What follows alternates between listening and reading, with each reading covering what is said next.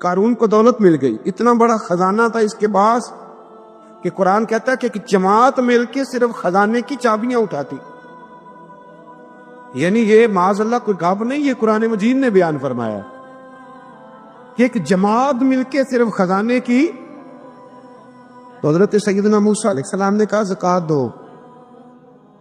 زکوٰۃ کے معاملے میں لوگ ہیل و حجت سے کام لیتے، غریب ہو جاتے. اس کو کہا زکوٰۃ دو تو کہنے لگا آپ کی تو میرے مال پہ نظر ہے. اب نے فرمایا تو بڑا بیوقوف ہے، مال تجھے اللہ نے دیا ہے نا، اللہ کے رستے میں دے. یہ کام ذرا مشکل ہے کہ اس کو بار بار کہا کہ اس نے نہ بجائے اس کے کہ وہ مال دیتا، اس نے حضرت موسیٰ پہ الزام لگا دیا، ایک عورت کو تیار کر کے لایا. یہ الزاموں والا کیس سنتے آ رہے ہیں آپ کہاں تک؟ حضرت یوسف پہ بھی لگا، جناب مریم پہ بھی لگا، حضرت سیدنا موسیٰ کلیم پہ بھی لگا، اور حضرت عیسیٰ پہ بھی. سارے ہوئے نا الزامات. آپ کیا بات کرتے ہیں؟ الزام لگانا، بہتان ترازی کرنا، اور ہمارے یہاں اچھی بات دل سے پھیلتی ہے، بری خبر وہ جلدی پھیل جاتی. ایک عورت کو تیار کر کے لایا معاذ اللہ تعالیٰ حضرت موسیٰ پر الزام لگانے کے لیے. اور جب وہ بی بی آپ کے سامنے لا کے کھڑی کی تو حضرت موسیٰ نے جلال فرمایا تجھے قسم ہے اللہ کی عزت کی، سچ سچ بتا معاملہ کیا ہے. تو وہ خاتون کانپنے لگی، کہنے لگی میں موسیٰ کلیم کے سامنے کیسے کھڑی ہو سکتی، مجھے تو اس نے پیسے دے کے تیار کیا، مجھے اس نے مجھے پیسے دے کے تیار کیا، اور بڑی اس نے مجھے تکلیف دی ہے. یہ جب کہا تو حضرت موسیٰ علیہ السلام رونے لگے کہ تو سارا کچھ کرتا پر میری سفید چادر پہ داغ تو نہ لگانے کی کوشش کر. آپ رونے لگے. آپ یقین کریں لوگ تکلیف دیتے ہیں، بعضوں کا ایسی بات کرتے جس کا کوئی وجود نہیں ہوتا. تو یہ کچھ لوگ کر دیتے ہیں لیکن وہ سمجھتے نہیں. کہتے ہیں آپ حوصلہ کریں، آپ درویش ہیں. حضرت موسیٰ سے بڑا درویش کون ہوگا؟ کلیم تھے نا اللہ کے، بڑا جگرا ہے نا. لیکن رو پڑے، کہنے لگے تجھے ایسا نہیں کرنا چاہیے. کہنے لگے اللہ اب اسے سزا دے. تو رب کریم نے اس کے سارا ساز و سامان سمیت اسے زمین میں دھنسا دیا. وہ زمین میں غرق ہو گیا اپنے خزانے سمیت. امام اعظم ابو حنیفہ رحمۃ اللہ تعالی علیہ کچھ لوگ حسد کرنے لگے تو ایک عورت ایک دفعہ آ گئی، کہنے لگی کوئی مسئلہ پوچھنا ہے. یہ بڑا کٹھن سا معاملہ ہوتا ہے، جو آدمی جو کام کر رہا ہوتا ہے وہی روپ دھار لیتے. مسئلہ کچھ نہیں، اندر آئی تو باہر سے شور ہو گیا. لوگ آ گئے، کوتوال کو بلا لیا، معاذ اللہ امام صاحب کے پاس بی بی ہے، جیل میں لے گئے، سویرے فیصلہ کریں گے. رات کو نا ساری رات امام اعظم نے نماز پڑھی، ساری رات، اور کہنے لگے اے اللہ اب تو میں بوڑھا ہو گیا، اس حال میں اب ان سوالوں کا جواب دوں گا. وہ عورت بھی ساتھ بند تھی، اس عمر میں ان سوالوں کے جواب یار بڑا مشکل ہوتا ہے. اللہ اکبر. اس عمر میں امام صاحب رو رہے تھے تو اس عورت کا دل نرم ہو گیا. امام صاحب سے کہنے لگی مجھے غلطی ہو گئی، میں نے پیسے کسی سے پکڑ لیے تھے. حضور آپ تو اللہ کے نیک بندے. امام صاحب کہنے لگے اب ایک نیکی کر، کوتوال سے کہہ کہ مجھے کوئی تکلیف ہے تو میں دوا کھا کے واپس آ جاؤں گا. تو وہ کوتوال تو پہلے ملا ہوا تھا، اس نے اس کو کہا کہ مجھے کوئی تکلیف ہے میں گھر جاتی ہوں، دوا کھا کے واپس. امام صاحب نے سمجھا دیا. وہ گئی تو جو برقع اس نے پہنا ہوا تھا نا، نقاب ساری عورتیں، وہ جا کے نا اس نے امام صاحب کی بیوی کو دیا. امام صاحب نے اس کو سمجھا کے بھیجا تھا. وہ برقع گھر لے گئی اور جا کے زوجہ کو ساری بات سنائی. وہ دوائی کھانے گھر چلی گئی اور زوجہ برقع پہن کے تھانے آ گئی. سویرے قاضی کے سامنے بھیج ہوئے تو کہنے لگا جی آپ اتنے بزرگ ہو کے عالم ہو کے بیوی کے ساتھ اکیلے. فرمایا میری بیوی ہے تو میں نے اکیلے ہی ہونا تھا اس کے ساتھ، اور کس نے ہونا تھا؟ جناب آپ کی بیوی. فرمایا بلاؤ میرے سسر کو، اور بلاؤ محلے کی 10-12 عورتوں کو بھی دیکھ لیں. انہوں نے دیکھا تو امام صاحب کی بیوی نکل آئی. وہ جتنے تھے نا الزام لگانے والے وہ اب غور سے دیکھ رہے تھے. تو ایک کہنے لگا امام صاحب سے یہ کیا ہوا؟ فرمایا قرآن ہے وَتُعِزُّ مَن تَشَاءُ وَتُذِلُّ مَن تَشَاءُ. یہ قرآن ہے، ہونا کیا تھا؟ رب نے اپنا وعدہ سچا کر کے دکھایا ہے. تو اس نے بھی الزام لگایا. پھر سزا یہ ملی کہ وہ ہمیشہ کے لیے زمین میں دھنستا. دولت کون دیتا ہے؟ اللہ دیتا ہے نا. تو اگر اللہ کہے تھوڑی سی واپس بھی کرو بندیاں دے خرچے بات جاندے نے، تھوڑی دی واپس مانگ لے تو ہاتھ تنگ ہو جاتا ہے. کہ خاتون نے ایک دفعہ مجھے پیغام دیا تو میں بڑی اس کی بات سن کے مجھے عجیب لگا. وہ کہنے لگی کہ دوسری جگہ میری شادی ہوئی ہے، مجھے طلاق ہو گئی تھی، تو مجھے ایک تانا روز سننے کو ملتا ہے تو اتنی اچھی ہوتی تو وہاں نہ رہ لیتی. تو بھئی یہ کوئی تانے والی بات ہے؟ کوئی ضروری ہے کہ بیوی غلط ہوتی ہے تو طلاق ہوتی ہے؟ اللہ کے محبوب علیہ السلام کی 2 صاحبزادیوں کو ابو لہب کے 2 بیٹوں نے طلاق بھیج دی تھی. کس کی غلطی تھی؟ تو آپ کیا کہہ سکتے ہیں یہاں کیوں طلاق؟ تو اتنی جلدی بات تھوڑی کر دیں گے آپ، تھوڑی احتیاط فرمائیں بولنے. حضرت عبداللہ ابن عباس فرماتے ہیں میرے نبی پاک علیہ السلام نے میری تربیت فرمائی، اور محبوب پاک علیہ السلام نے فرمایا عبداللہ یاد رکھنا، یہ نوجوان دوست میری بات لکھ لیں، پریشان لوگ میری بات لکھ لیں، جن کے پاس قوت فیصلہ نہیں وہ اس بات کو لکھ لیں. حضرت عبداللہ ابن عباس فرماتے ہیں میرے نبی پاک علیہ السلام نے مجھ سے فرمایا تھا عبداللہ سن، اگر ساری دنیا مل کے تیرا کوئی نفع کرنا چاہے کر نہیں سکتی جب تک میرے رب کی رضا نہ ہو.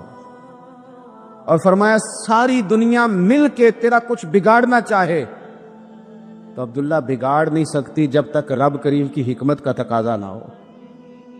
لوگوں سے ڈرنا، لوگوں کی طرف دیکھنا، ماحول دیکھ کے اپنے راہ کا تعین کرنا، ہر بندے کے خیالات کے مطابق ڈلنے کی کوشش کرنا، فلانا نہ ناراض ہو جائے، فلانا نہ ناراض ہو جائے، وہ جس نے ہونا ہو جائے، بس رب رسول ناراض نہ ہو.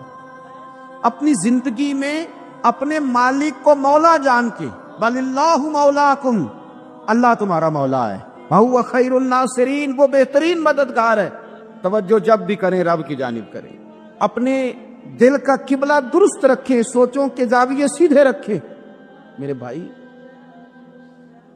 مالک جب بندوبست کر دے نا، جب مالک بندوبست کر دے پھر ایسا بندوبست کرتا ہے کہ لوگوں کے پاس نا چارہ نہیں رہتا.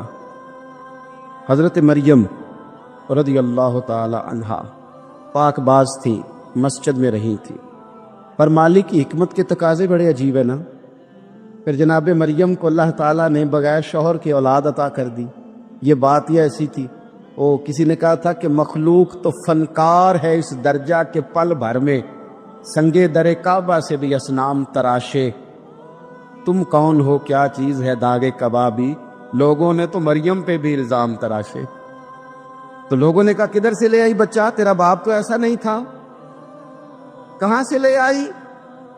اللہ کرے میں آپ کو سمجھا سکوں، ذرا اپنے آپ کو وہاں کھڑا کریں کہ ایک پاک باز عورت، پاک باپ کی بیٹی، طیب ماں کی بیٹی، اور اللہ کے گھر میں پرورش پانے والی خاتون، ایک وہ وقت اور ایک یہ وقت کہ اس عورت کو کٹہرے میں کھڑا کر کے پوچھا جا رہا ہے کہ معاذ اللہ تیری گود میں بچہ جائز نہیں ہے، کہاں سے لائی ہے؟ اب خود سے صفائیاں بندہ کتنی کو دے، کتنی کو وضاحتیں کرے. اور میں نے تو اپنی زندگی میں دیکھا ہے زیادہ وضاحت دینے والے کو بھی لوگ جھوٹا سمجھنے لگ جاتے ہیں. زیادہ وضاحت دینے پر بھی لوگ کمزوری کا اظہار سمجھتے ہیں کہ کمزور پڑ گیا ہے. آپ صلح کی کوشش کرتے ہیں، سامنے والا بزدل سمجھ لیتا ہے. زیادہ وضاحتیں بھی کمزور کر دیتی ہیں. اب حضرت مریم کو کٹہرے میں کھڑا کر کے کہا بچہ کس کا ہے؟ تو پھر خدا بندوبست جب کرے، اللہ جب مددگار ہو، تو پھر حضرت مریم کی گواہی درختوں سے نہیں دلوائی، اس نے پتوں سے نہیں دلوائی، پھر فرشتے نہیں بھیجے. حضرت مریم کہنے لگی مجھ سے نہ پوچھو، وہ جو پنگوڑے میں ہے اسی سے پوچھ لو، ان سے پوچھو نا، وہ کون ہے پوچھ لو، ان سے کر لو سوال. انہوں نے کہا پنگوڑے میں چند دنوں کا بچہ، یہ جواب دے گا؟ مددگار تھا رب. ان کی برات کا اعلان کرنا تھا مالک نے، اور جب مالک اعلان کر دے، جب مالک تیری صفائی دینا چاہے، جب مالک تجھے دنیا کے سامنے نکھارنا چاہے، تو پنگوڑے میں لیٹے حضرت عیسیٰ بول کے کہنے لگے انی عبداللہ آتانی الکتاب. فرمایا میں اللہ کا بندہ ہوں، رب نے مجھے کتاب عطا کر کے نبی بنا کے دنیا میں بھیجا ہے. میں اللہ کا بندہ ہوں، کتاب لے کے آیا ہوں، نبی بن کے آیا ہوں. پھر پنگوڑے سے اعلان ہو گیا، پھر بچہ بول پڑا. اور یہ ایک دفعہ نہیں بات ہوئی. یہ بنی اسرائیل میں ایک جریج نام کے شخص بھی تھے جو نماز پڑھ رہے تھے. بعض نے لکھا ہے نفل نماز تھی. اماں نے پکارا تو آئے نہیں, تو ماں کے منہ سے نکل گیا تو اتنی دیر تک مرے گا نہیں جب تک کسی بے حیا عورت کا منہ نہ دیکھ لے. تو وہ عبادت گزار تھے, لیکن لوگوں نے ان کی عبادت, ریاضت, پرہیزگاری کو نہیں دیکھا. بس ایک عورت کو بھیج کے الزام لگوا دیا. وہ عورت آیا جایا کرتی تھی, اب آ جاتی ہیں عورتیں مسئلہ پوچھنے کی نیت سے بھی آ جاتی ہیں. ماحول میں کچھ جگہ ایسی بھی ہیں جہاں عورتیں دم کرانے کے بہانے آ جاتی ہیں. وہ خاتون آتی جاتی تھی اس خانقاہ پہ, آستانے پہ. یہ بخاری میں موجود ہے. پھر اس نے کہا میری گود میں جو بچہ ہے یہ انہی کا ہے. مجھے بتائے کیسے بندہ وضاحت دے. حالات خراب ہو گئے, لوگ کٹیا جلانے لگے, ماحول اور طرح کا بن گیا. میرے نبی پاک علیہ الصلوۃ والسلام فرماتے ہیں پھر اس رب کے بندے نے کہا مالک تو کریم ہے, تیری مشیت کا تقاضا آیا جو میری ماں نے جملے بولے تھے, پر اب میں وضاحت دینے کے قابل نہیں رہا. اب تو ہی کرم کرے گا تو دروازہ کھلے گا. تو وہ چند دنوں کا بچہ پنگوڑے میں بول کے کہنے لگا میں اس درویش کا نہیں, میں تو فلانے چرواہے کا بچہ ہوں, وہ جو بکریاں چراتا ہے. رب کی مدد کو پکاریں, اپنے ساتھ اپنے مالک کی مدد کو شامل کریں. تھوڑے رزق پر بھی گزارا اچھا ہونے لگ جائے گا. سارے لوگ آپ کو گرانے کی تدبیریں کر رہے ہوں گے اور مالک آپ کو عزتیں عطا فرما دے گا. اس کی بارگاہ سے حکمت کا تقاضا اور ہو جائے گا. ہم نے ساری زندگی لوگوں کو راضی کرنے میں گزار دی, ساری زندگی بڑھاپا آ گیا بچوں کو پالتے, اور بچوں نے آخری عمر میں کہہ دیا ابا اگر کوئی ڈھب کا کام کر لیتے تو آج ہمارے دن بھی پھر نہ جاتے. ساری زندگی گزار دی بہن بھائیوں کو راضی کرنے میں, ساری زندگی گزار دی ذمہ داریاں اٹھانے میں. ان کو 99 دفعہ دیا, ایک دفعہ نہیں دیا تو انہوں نے کہہ دیا تو نے تو کبھی دیا ہی نہیں, تو تھا ہی نہیں. ساری زندگی محلے داروں علاقے والوں کو راضی کرنے میں گزار دی. اور میں نے ایسے لوگ بھی دیکھے دین کے لیے وقت گزارا, لیکن جب بڑھاپے میں دانت کام نہ کرتے تھے تو وقت کے مفتیوں کو بھی مسجدوں کی کمیٹیوں نے کہہ دیا اب آپ کی سمجھ نہیں آتی, ہم نے خطیب کو یور رکھنا ہے. نہ دیکھو دنیا کی طرف, دنیا رلا دیتی ہے. نہ راضی کرو بندوں کو, بندے تھکا دیتے. نہ پیچھے بھاگو ہر وقت دنیا داروں کے, یہ انسان کو کمزور کر دیتے ہیں. وہ تو کریم ہی بڑا ہے. 2 آنسو زمین پر بعد میں گرتے ہیں, بندے کے گناہ سارے پہلے معاف فرما دیتا ہے. اللہ کی مدد کا حصول, اپنے مالک کی مدد کی طرف بڑھنا. آپ کو بدر کی جنگ بھی یہی درس دے گی, آپ کو احد کا میدان بھی یہی سبق دے گا, فتح مکہ بھی یہی سبق دے گا. میرے دوستو, جب رب مدد فرمائے, جب اللہ مددگار بنے. دوستوں سے ایک بات اکثر کرتا ہوں, میں کہتا ہوں کہ جتنے درد سے آپ امیر کو اپنی کہانی سناتے ہیں نا, اور جس طرح آپ کے آنسو بات کرنے سے پہلے گر جاتے ہیں کہ غریب ہیں, بچیاں ہیں, کاروبار نہیں, او میرے سنگیو, اس سے آدھے آنسو اپنے رب کی بارگاہ میں بکھیرو, اس کے حضور عرض گزار ہو جاؤ, اس سے طلب کرو. ایک وقت انسان پر زندگی میں ایسا آتا ہے کہ اسے یوں محسوس ہوتا ہے کہ میرا سایہ بھی ذرا سا پیچھے ہٹ گیا ہے. اسے یوں لگتا ہے کہ میں کسی سہارے پہ ہاتھ ڈالتا ہوں تو وہ بھاگ جاتا ہے مجھ سے. لیکن مالک کی بارگاہ ایسی عظیم بارگاہ ہے, رب رسول کے آستانے اتنے بڑے ہیں کہ آپ جب وہاں کشکول طلب دراز کرتے ہیں تو جھولی پھیلانے میں دیر لگتی ہے, ان کو بھرنے میں تو کوئی دیر نہیں لگتی. ہم نے اپنا سوچ کا قبلہ ہی دنیا کو بنا لیا ہے.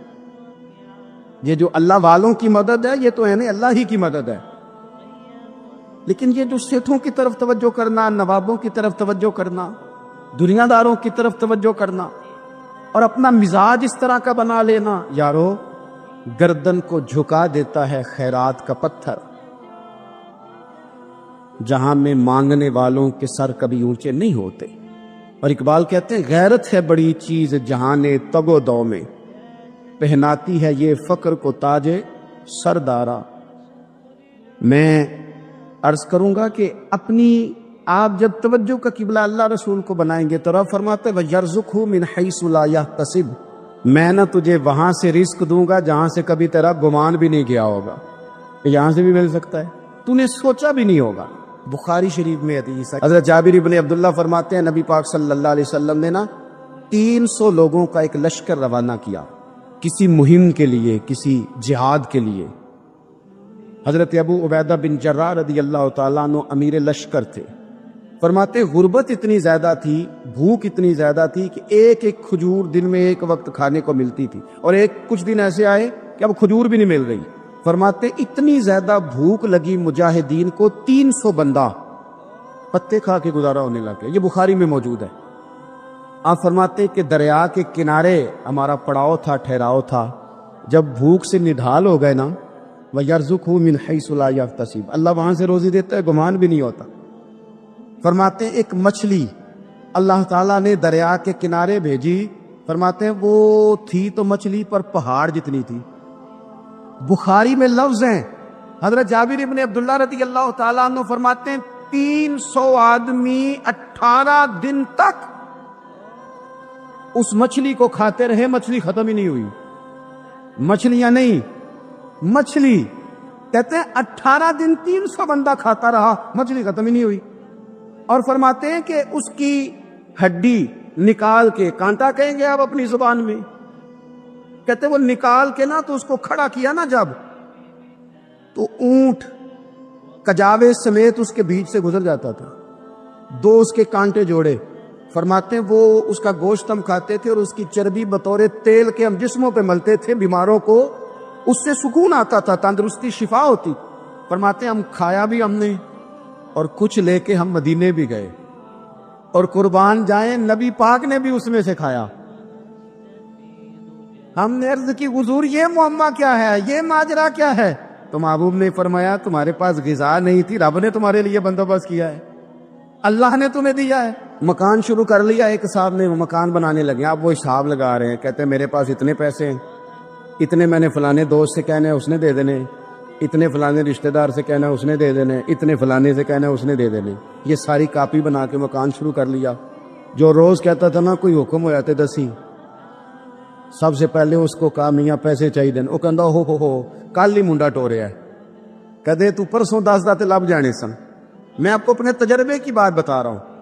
یہ لوگوں کا خیال ہوتا ہے نا کہ آپ سٹارٹ کریں فلانا کام، ہم آپ کے ساتھ ہیں، اللہ کا ہی کوئی نظام ہے، وہ بالکل بھی نہیں ساتھ ہوتے۔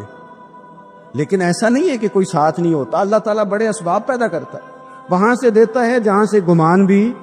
ہمارا یہ ذہن بن جاتا ہے ہم ساری اپنے حساب سے چلتے، اتنے رشتہ داروں سے، اتنے کون آپ کے ساتھ چلے گا، سوال ہی نہیں پیدا ہوتا۔ یہ سارے کام چھوڑ کے سب سے پہلے 2 رکعتیں پڑھو، اپنے رب کی بارگاہ میں، رسول کائنات کی بارگاہ میں گزارشات اور استغاثے پیش کرو، وہاں سے خیر طلب کرو۔ دنیا دار کیا دیں گے، کیا دے سکتے ہیں، کیا حیثیت ہوتی ہے کسی؟ اللہ کہتا ہے وہاں سے دوں گا۔ تو جو اللہ مال دے وہ لینا چاہیے کہ رشتہ داروں کا مال دیکھنا چاہیے؟ جو اللہ دے وہ لینا چاہیے کہ سیٹھوں نوابوں کی جیبیں دیکھنی چاہیے؟ جو اللہ دے وہ قبول کرنا چاہیے یا دیکھنا چاہیے کون سا آدمی کہاں پہنچ گیا؟ چھوڑو، اپنی مٹی پہ چلنے کا سلیقہ سیکھو۔ کسی کے سنگ مرمر پہ چلو گے تو پھسل جاؤ گے۔ مدد اللہ سے چاہیں، اپنی توجہات کا مرکز رب رسول کی ذات پر بنائیں، پھر آپ محسوس کریں گے کہ بڑی جلدی اللہ تعالیٰ کی مدد آنے لگی ہے۔ کبھی آپ صرف کہہ دیں نا میرا رب میرے ساتھ ہے، اس لفظ میں اتنی طاقت ہے کہ دشمن ویسے زہر ہو جاتا ہے۔ زندگی میں کسی سے بھی لڑائی ہو، اچھی طرح سوچ لیں کہ اللہ اس طرف ہے یا اس طرف ہے۔ اگر آپ زیادتی پہ ہیں تو پھر رب مظلوم کی جانب ہے۔ اگر اللہ کی مدد آپ کے ساتھ ہے تو دنیا کی کوئی طاقت آپ کو گرا نہیں سکتی۔ اور اگر آپ مظلوم کے مقابلے میں ظالم بن کے آپ کھڑے ہو گئے ہیں اور آپ نے رویہ وہ اختیار کیا ہے کہ جس میں مدد نہیں آئے گی، تو پھر یاد رکھ لیں کہ آپ کوئی بھی ہیں، کہاں بھی ہیں، آپ کمزور ہیں۔ طاقتور تھے ابتدائے اسلام میں، ظاہری طاقت تھی کفار مکہ کے پاس، وہ ڈنڈوں سے مارتے تھے غریبوں کو، ان کے ہاتھوں میں ڈنڈے تھے، پر خدائی طاقت ان مظلوموں کے ساتھ تھی۔ صاحب زرقانی نے لکھا ہے حضرت زنیرہ رضی اللہ تعالیٰ عنہ ایک لونڈی ہے، غریب ہے، ماڑے دا کی کام محمد نس جانا یا رونا، غریب سادی بی بی اور لونڈی کنیزہ، ایک مشرک کی کنیزہ تھی، انہوں نے کلمہ پڑھ لیا، وہ ڈنڈوں سے مارتا، دروں سے مارتا، تکلیف دیتا۔ حضرت زنیرہ رضی اللہ تعالی عنہ کو اتنا مارا، اتنا مارا۔ اب آپ ایک اور پہلو پر بھی غور کریں، مار بھی پڑ رہی ہے پر خدا ادھر ہی ہے، اللہ کی مدد ادھر ہی ہے۔ رب کہتا ہے کہ پہلے تو صبر کرنا، ان اللہ مع الصابرین، تو صبر کرے گا تو پھر رب کی معیت ملے گی، ذرا ٹھہرنا، تو تھوڑا ڈٹنا۔ ان الذین قالوا ربنا اللہ ثم استقاموا تتنزل علیہم الملائکہ، تو کہے اللہ میرا رب ہے، پھر تو پہلے ڈٹ، پہلے تو نے ڈٹنا ہے۔ ثم استقاموا، جو ڈٹ گیا، تتنزل علیہم الملائکہ، ڈٹنے والے کے لیے مدد آتی، پہلے تھوڑا ٹھہرنا پڑتا ہے، پہلے تھوڑا صبر کرنا پڑتا ہے، حوصلہ کرنا پڑتا، اس کے بعد مدد آتی۔ مار پڑ رہی ہے، مارا جا رہا ہے، حضرت زنیرہ کو ان کا مالک جو ہے ظاہری آقا وہ مار رہا ہے، یہ کنیزہ ہے، اتنا مارا، اتنا مارا، ان کی بینائی چلی گئی، نظر آنا بند ہو گیا۔ ابو جہل آیا اور کہنے لگا زنیرہ دیکھا نا ہمارے بت تیری آنکھیں لے گئے، معاذ اللہ، لات و منات ہمارے بتوں نے تجھے اندھا کر دیا۔ اب ایسا نہیں ہے کہ بی بی روتی جا رہی ہے، روتی جا رہی ہے، مایوسی مایوسی، معاذ اللہ، پریشانی، غریبی بڑی ہے، پوچھنے والا کوئی نہیں، یہ باتیں نہیں۔ کیا جملے ہیں خاتون کے، کیا لفظ ہیں۔ ابو جہل نے تنزیہ کہا، معاذ اللہ، کہنے لگا دیکھا نا ہمارے بتوں نے تجھے اندھا کر دیا۔ تو جناب زنیرہ آنکھوں کی بینائی گئی ہے، رات کو گئی ہے، دکھ ابھی تازہ ہے، لیکن اللہ پہ جو توکل ہے، اپنے مالک سے جو رشتہ ہے وہ اتنا مضبوط ہے، اتنا طاقتور ہے، اس میں اتنی گہرائی ہے کہ حضرت زنیرہ بول کے نا اتنی قوت سے بولی، اتنی طاقت سے بولی کہ پورے کفر پر لرزہ طاری ہو گیا۔ فرمانے لگی تمہارے بتوں کی کیا اوقات ہے کہ وہ میری بینائی لے جائیں، یہ میری رب کی حکمت کا تقاضا ہے۔ جب تک اس نے چاہا زنیرہ دیکھتی رہی، اور جب اس نے چاہا زنیرہ کی آنکھوں کی بینائی چلی گئی، اور اگر وہ چاہے گا نا تو بینائی واپس بھی کر دے گا۔ اگر ہو ذوق یقین پیدا تو کٹ جاتی ہیں زنجیریں، اگر وہ چاہے گا تو بینائی آ بھی جائے گی۔ حضرت زنیرہ نے رات کو یہ لفظ کہے، ابو جہل اور سارے کفار ڈر کے سن کے چلے گئے، آپ اطمینان سے آ کے بستر پہ سوئی۔ جب سویرے اٹھی تو اللہ نے آنکھوں کی روشنی واپس کر دی تھی، آنکھوں کی۔ اب چھڑی پکڑی ہے، بازاروں میں گھومتی ہے، کہتی ہیں بلاؤ کدھر ہے تمہارے لات و منات، دیکھو میرے رب نے روشنی واپس کر دی۔ آ کر میرے ساتھ ادھر آ، ستمگر ہنر آزمائے، تو تیر آزما ہم جگر آزمائے۔ بیمار لوگوں یاد رکھو، کہہ دیا ڈاکٹر نے کہ تو بڑا بیمار ہے، تو بڑا کمزور ہے، یہ ہو گیا وہ ہو گیا، تو ڈاکٹر اپنے علم کے مطابق بات کر رہا ہے، ہوگا تو وہ جو میرا رب چاہے گا۔ کمزور ہو جانا، پریشان ہو جانا، تکلیف میں آ جانا، پتہ نہیں بات ہو گئی ہے تو جانے کیا ہو جائے گا۔ اپنی زندگی کے اندر اپنے رب سے رشتہ مضبوط کرے، رسول کائنات سے رشتہ مضبوط کرے، اللہ والوں سے رشتہ مضبوط کرے۔ حضرت زنیرہ نے پیغام دیا کہ زندگی میں جو جینا چاہتے ہیں تو وہ رب کا نام لے کے جی سکتے ہیں، جو اپنی زندگی میں خوشیاں دیکھنا چاہتے ہیں تو رسول اللہ کے نام پر خوشیاں دیکھی جا سکتی ہیں۔ توکل کی بنیاد پر بندہ خوشیاں لے سکتا ہے، اور اگر انسان میں توکل نہیں ہے تو پھر وہ اس کالے جادو سے بھی ڈر رہا ہے، وہ نیلے سے بھی ڈر رہا ہے، وہ پیلے سے بھی ڈر رہا ہے، وہ فلانے سے بھی ڈر رہا ہے، وہ میرے خلاف فلانا رشتہ دار سازش کر رہا ہے تو ڈر رہا ہے، فلانا میرے بارے میں یہ کر رہا ہے تو ڈر رہا ہے، وہ پتہ نہیں دنیا ادھر ہو جائے گی تو کیا ہو جائے گا، اٹھ باندھ کمر کیوں ڈرتا ہے۔ پھر دیکھ خدا کیا کرتا ہے۔ تو اس ساری گفتگو کا نچوڑ آپ کو یہ عرض کیا ہے، سب سے پہلے تو یہ کہ میدانوں میں مدد بھی اللہ کی، رزق میں مدد بھی اللہ کی، فصلیں خشک ہوں تو مدد پھر بھی اللہ کرے، تو پھر ساری مدد، اور اگر انسان بیمار ہو تو پھر بھی مدد اللہ کی۔ تو اپنے اللہ کی جانب توجہ کو بڑھائیں، آپ اللہ سے مدد کے سوالی بنیں۔ ترمذی کی ایک حدیث ہے، میں آپ کو زندگی کا تجربہ بتاتا ہوں کہ جب میں بڑا پریشان ہوتا ہوں تو یہ والی روایت کھول لیتا ہوں۔ مزہ دیتی ہے۔ میرے نبی پاک علیہ السلام نے فرمایا اپنے دکھ سیٹھوں نوابوں کو نہ کہنا، مالداروں کا نہ کہنا، ورنہ اللہ تمہیں کبھی غنی نہیں کرے گا۔ فرمایا اپنے دکھ اپنے رب کی بارگاہ میں عرض کرنا، جلدی کرے یا دیر سے کرے اللہ تمہیں لوگوں سے بے نیاز کر دے گا، اللہ تمہیں غنی کر دے گا۔ رات کو بیٹھو نہ اس کی بارگاہ میں۔ امام غزالی سے کسی نے پوچھا تھا، امام غزالی سے، کہ حضور اللہ کا بندے سے راضی ہونا کمال ہے یا بندے کا اللہ سے راضی ہونا کمال ہے؟ تو امام غزالی مسکرائے، فرمانے لگے رب تو بڑا ہی مہربان ہے، وہ تو بڑی جلدی راضی ہو جاتا ہے۔ وہ تو مسجد میں آ کے توبہ کرے تو اللہ راضی، کسی یتیم کے سر پہ ہاتھ پھیرو تو اللہ راضی، وہ تو کسی اندھے کو رستہ دکھایا تو اللہ راضی ہو گیا، وہ تو طوائف نے کتے کو پانی پلایا تو اللہ۔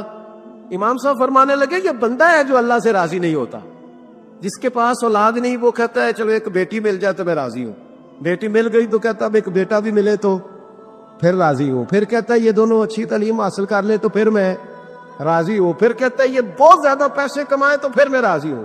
بہرحال راضی ہوتا، لیکن جو راضی ہو جاتا ہے نا، اللہ اکبر، جو اللہ سے راضی سکھی بڑا رہتا ہے، سکون میں بڑا رہتا ہے، مطمئن بڑا رہتا ہے، جو سمجھ لیتا ہے نا کہ جو میرے رب نے بہتر سمجھا وہ میرے اللہ نے مجھے۔ میں کبھی کبھی سوچتا ہوں کہ یار حضرت بلال حبشی نے کوئی عہدہ نہیں مانگا ساری زندگی، انہوں نے نہیں کہا مجھے بھی ایک صوبے کا گورنر بناؤ میری بھی خدمات ہے، مجھے بھی وزیر خزانہ بناؤ میرا بھی کچھ بنتا ہے۔ ایک دفعہ نہیں کہا سیدنا بلال حبشی رضی اللہ تعالیٰ عنہ نے کہ میری بھی کوئی ڈیوٹی ایسی ہونی چاہیے کہ مجھے چلو سپہ سالار ہی بنا دیا جائے۔ ساری زندگی مسجد میں جھاڑو دیا تو اسی پہ راضی رہے، ساری زندگی محبوب کے مہمانوں کا لنگر پکایا تو اسی پہ راضی رہے، ساری زندگی میرے محبوب علیہ السلام کے بچوں کی نوکری کی تو اسی پہ راضی رہے، راضی بالرضا رہے۔ حضرت سیدنا موسیٰ علیہ السلام نے عرض کی کوہ طور پہ جا کے، مولا میری قوم پوچھتی ہے کہ کوئی ایسا کام بتا جو ہم کریں تو تو ہم سے راضی ہو جائے۔ حضرت موسیٰ کی قوم کا خیال تھا کہ تہجد کا حکم آئے گا تو پڑھیں گے، صدقات کا حکم آئے گا تو دیں گے، جہاد کی بات ہوگی تو کریں گے۔ کچھ جو نیک لوگ تھے ان میں سے انہوں نے یہ پیغام دیا کہ مالک ہمیں بتائے کہ وہ کس کام پہ راضی ہوتا ہے، ہم وہ کام کریں تاکہ اللہ ہم سے راضی ہو جائے۔ حضرت موسیٰ کلیم کہتے میں نے عرض کی مولا میری قوم پوچھتی ہے کہ کون سا ایسا کام کریں کہ تو راضی ہو جائے، تو رب کریم نے ارشاد فرمایا موسیٰ کہتے میرا خیال تھا کوئی لسٹ ملے گی، لیکن مالک نے ایک جملہ کہا، ایک جملہ، اور تفسیروں کے دریا بہا دیے۔ عرش کے مالک نے فرمایا موسیٰ ان سے کہو جا کے کہ وہ مجھ سے راضی ہو جائے، میں ان سے راضی ہو جاؤں گا، مجھ سے راضی ہو جائے۔ بندے اللہ سے راضی پھر راضی ہوتے، اللہ کی رضا پہ راضی رہیں، مالک کے فیصلوں میں اپنے دل میں کوئی بوجھ محسوس نہ کریں، اپنی زندگی اللہ کے فیصلوں۔ دیکھیں نا، جو ماں باپ اللہ نے بڑے اچھے سمجھے وہ ہمارے لیے پسند کیے، وہ اللہ نے ہمارے لیے جو اس نے ہمارے حق میں بڑے، جو بہن بھائی، اللہ کرے آپ کو سمجھ آئے، جو بہن بھائی اس نے ہمارے حق میں بڑے اچھے سمجھے وہی بہن بھائی اس نے ہمیں عطا کیے۔ جس بیوی کو اس نے ہمارے گھر کے گلشن میں بہتر سمجھا اس کو لا کے اس نے ہمارے آنگن میں بٹھایا، اور جو اولاد اس نے ہمارے لیے باعث افتخار سمجھی وہ اولاد اس نے ہمیں عطا فرمائی۔ حضرت نوح علیہ السلام کا بیٹا کافر ہو گیا، پر کسی جگہ انہوں نے شکوہ نہیں کیا کہ مالک یہ کافر کیوں ہوا۔ اللہ کے قبضے میں ہے نا دل، پھیر سکتے ہیں نا، مقلب القلوب ہے، لیکن حضرت نوح نے دعا اللہ کی رضا پر راضی رہے، سمجھو کہ میرے حق میں جو بہتر تھا مالک نے وہ چیز مجھے عطا کر دی۔ ہم یہ سوچتے ہی نہیں کہ ہمیں نہیں پتا ہمارے حق میں بہتر کیا ہے، ہمارے رب کو پتا۔